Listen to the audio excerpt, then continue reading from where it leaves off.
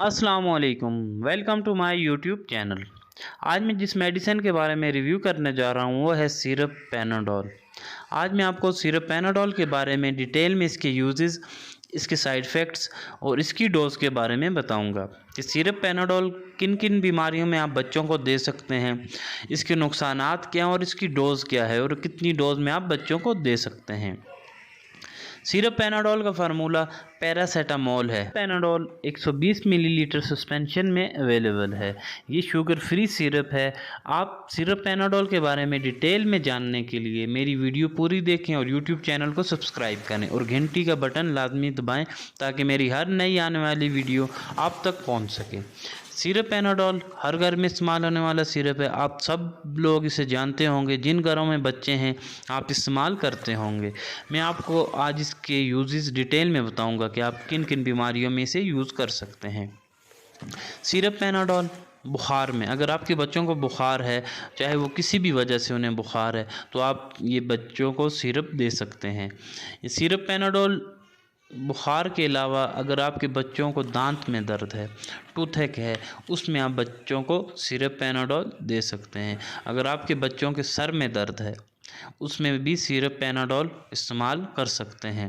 अगर आपके बच्चों को वैक्सीनेशन की वजह से बुखार है या जिस्म में दर्द है, अगर आपने बच्चों को फांसी टीके लगवाए हैं उसकी वजह से भी बच्चों को बुखार हो जाता है अक्सर, तो सिरप पैनाडोल देने से उनका बुखार और दर्द कम हो जाएगा।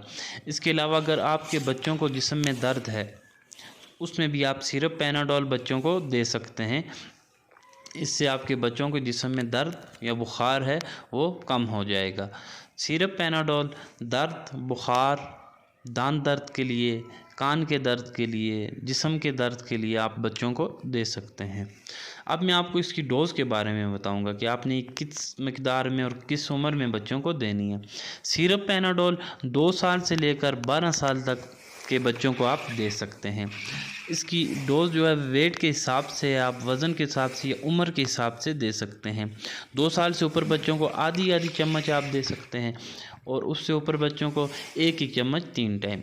सिरप पैनाडोल 3 दिन से ज़्यादा अपने बच्चों को न दें। अगर 3 दिन में उनका बुखार ख़त्म ना हो तो आप डॉक्टर को चेक करवाएं और जो एडवाइस वो करें मेडिसिन वो बच्चों को दें। और 24 घंटों में 4 खुराकों से ज़्यादा बच्चों को सिरप पैनाडोल न दें। सिरप पैनाडोल रॉसबेरी के जायके में दस्तयाब है। इसका जो जायका है वो रॉसबेरी है। Syrup Panadol sugar free syrup है।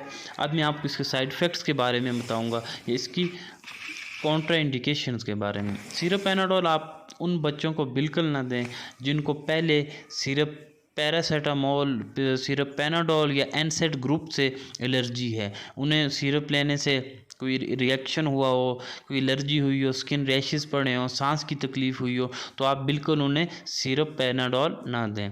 इसके अलावा अगर उनके कोई मैदे के कोई इश्यूज़ हैं, मैदे में कोई ब्लीडिंग है, तो उसमें भी आप सिरप पैनाडोल बिल्कुल बच्चों को ना दें। अगर कोई गुर्दे का मसला है या जिगर का, तो उसमें भी सिरप पैनाडोल बच्चों को इस्तेमाल ना करवाएं।